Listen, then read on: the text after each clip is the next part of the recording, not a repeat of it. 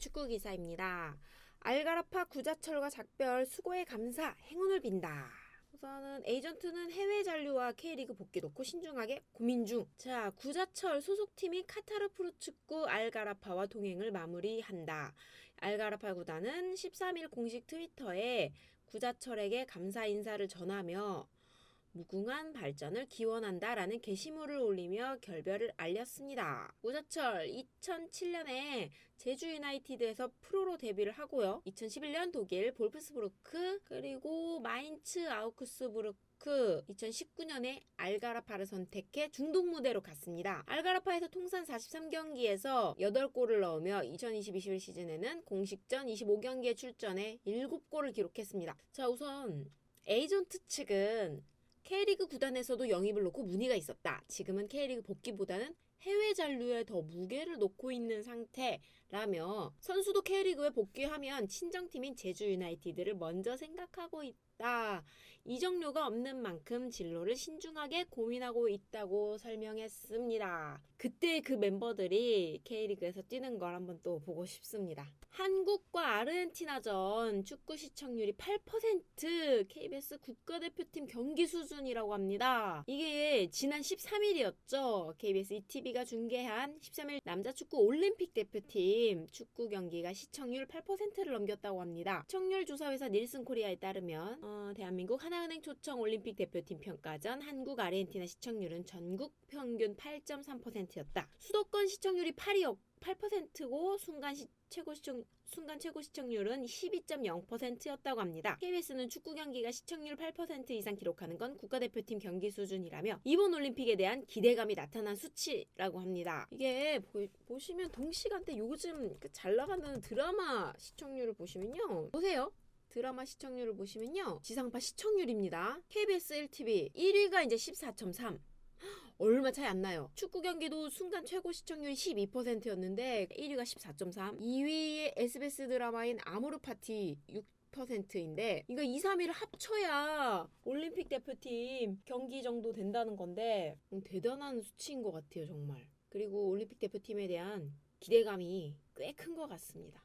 추가적으로 보시면 4, 5, 6이 다들 1%대. 그 다음 뉴스 보시겠습니다. 무고사 K리그 입성 4년 만에 서울전 무득점 징크스 탈출했습니다. 14일 경기였고요. 인천 유나이티드 조성환 감독이 무고사의 서울전 무득점 징크스 탈출 사실을 공개했습니다. 이날 전반 25분 선제 결승골을 넣은 무고사에 대해 거의 100경기에 출전했지만 그동안 서울 상대로 득점이 없었다. 서울전에서 득점하며 전 구단 상대로 득점을 했다. 의미가 크다고 말했습니다. 실제로 무고사는 2018년에 인천에 입대한 이래 지난 시즌까지 서울을 상대로 득점하지 못했고요. 이날 K리그 개인 통산 99번째이자 서울전 8번째 경기에서 첫 골을 낚았습니다. 인천이 이 골을 끝까지 지켜내며 1대0 승리를 따냈고 5경기 연속 무패를 통해 승점 23점을 기록, 제주와 수원FC를 차례로 끌어내리고 6위로 점프했습니다. 오늘 경기를 마지막으로 14일 경기 경인 더비를 치르고 나서 인천이 6위했어요. 그 다음 해외 뉴스 가볍게 보시겠습니다. 우선 이번 유로 이야기고요. 영국 총리 인종차별 유죄 시 축구장 금지, 소셜미디어는 벌금. 보리스 존슨 영국 총리가 온라인에서 벌어지는 축구 선수들에 대한 인종차별적 공격을 막기 위해 조치를 강화하겠다. 존슨 총리는 이날 의회에서 나는 영국에서 인종차별이 문제라고 생각을 하고 그것이 해결될 필요가 있다고 믿는다며 이러한 행위로 유죄 판결을 받은 축구팬의 경기장 출입을 금지하겠다고 말했습니다. 아울러 축구 선수에 대한 인종차별적 발언을 삭제하지 않은 소셜미디어에도 규제를 가하겠다고 밝혔습니다. 총리는 13일 밤 페이스북과 트위터, 틱톡, 스냅챗, 인스타그램의 대표들을 만나 이러한 문제를 해결하기 위한 법률을 제정할 것이라고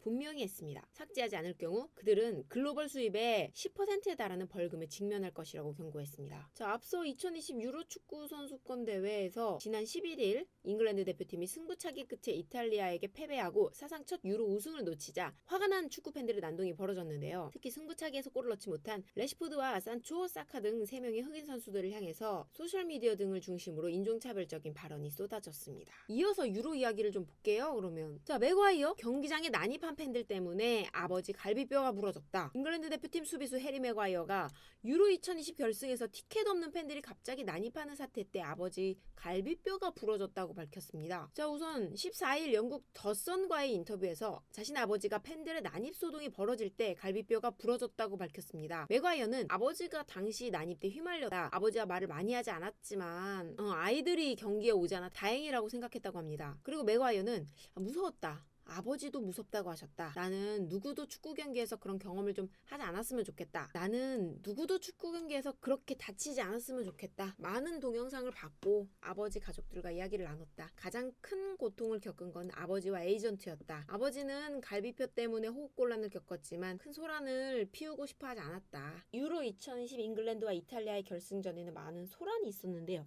표가 없는 팬 수백 명이 경기장에 난입을 했는데 이 과정에서 폭행 사건도 발생했습니다. UEFA는 13일 이번 사건에 대한 징계 조사에 착수한 상태고요. 영국 축구협회는 이번 난동 때문에 UEFA로부터 4가지 혐의, 경기장 침범, 물건 투척, 이탈리아 국가 재창 때 야유 그리고 홍염으로 기소가 됐습니다. 그리고 이제 이적 시장에 대해서 이야기를 좀 해볼게요. 메시가 뭐길래 아구에로 연봉 50% 삭감의 보조 역할도 받아들였다. 자, 우선 이번에 갔죠. FC 바르셀로나에서 세르히오 아구에로의 역할이 크지 않을 것으로 전망이 된다. 맨체스터 이브닝 뉴스는 바르셀로나는 아구에로에게 제한된 역할을 줄 것이라고 말했습니다. 맨시티에서 10년간 활약한 아구에로가 새로운 도전을 택했습니다. 바르셀로나였는데요. 우선은 절친한 리오넬 메시와 함께 뛰겠다라는 의지가 컸습니다. 이 과정에서 아구에로가 좀 제한된 역할, 이제 메인이 아닌 서브의 역할이죠. 서브의 역할도 수용한 것으로 알려졌는데요. 이 매체는 우선 스페인 아스를 인용해서 쿠만 감독은 아구에로에게 드문드문 기용될 것이다. 넌 주전이 아닐 거다 라고 했는데 그걸 또 받아들였다고 합니다. 사실 아구에로는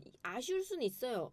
세계적인 공격수 중에 한 명인 아구에로가 맨시티에서만 390경기 260골을 넣었어요. 그리고 아틀레티코 마드리드 소속으로 스페인에서 뛸 때도 230경기에 100골을 넣었는데 비록 지난 시즌에 부상이 좀 있어서 21경기 6골에 그쳤지만 그래도 충분히 자기 주장을 내세울 수 있었습니다. 그러나 주장을 내세우지 않고 30대 중반의 나이에 그냥 많은 추억을 공유한 메시와 그냥 함께 하겠다라는 생각이 강했지요. 아구에로가 바르셀로나의 제안을 받아들인 건 메시와 함께 뛰기 위해서라는 걸 의미한다. 이미 약 50%의 연봉 삭감도 동의했다라고 합니다. 이제 이적 시장 하나 더 볼게요. 무리뉴의 로마 오피셜입니다. 포르투갈 국대 키퍼 영입 이적료 155억. 울버햄튼의 키퍼입니다. 조세 모리뉴 감독이 AS 로마로 부임한 뒤에 첫 영입에 성공했습니다. AS 로마는 한국 시간으로 14일 공식 채널을 통해 우리는 포르투갈 국가대표 골키퍼 파트리시우의 영입을 발표해 기쁘다. 이번 여름 첫 영입생이다 라고 발표했습니다. 파트리시우가 베테랑 중에서 손꼽히는 키퍼인데요. 스포르팅 리스본에서 주전으로만 10년 이상 활약을 하다가 18-19 시즌부터 프리미어리그의 울버햄튼에서 뛰었습니다. 그리고 국가대표로서는 벌써 A매치 97경기를 소화해 센츄리 클럽 가입을 눈앞에 두고 있습니다. 이번 유로 보신 분들은 아실 거예요. 꽤 잘합니다. 안정적이에요. 우선 로마는 기존 주전 골키퍼였던 파우로 페스가 마르세유로 이적을 하면서 새로운 주전 키퍼가 필요했고 무리뉴 감독이 파트리슈 영입을 결정한 것으로 보입니다. 로마는 파트리슈는 우선 155억 원의 기본 이적료와 목표 달성과 같은 성과 보너스 조항이 있다. 2024년 6월 30일까지 3년 계약을 맺었습니다.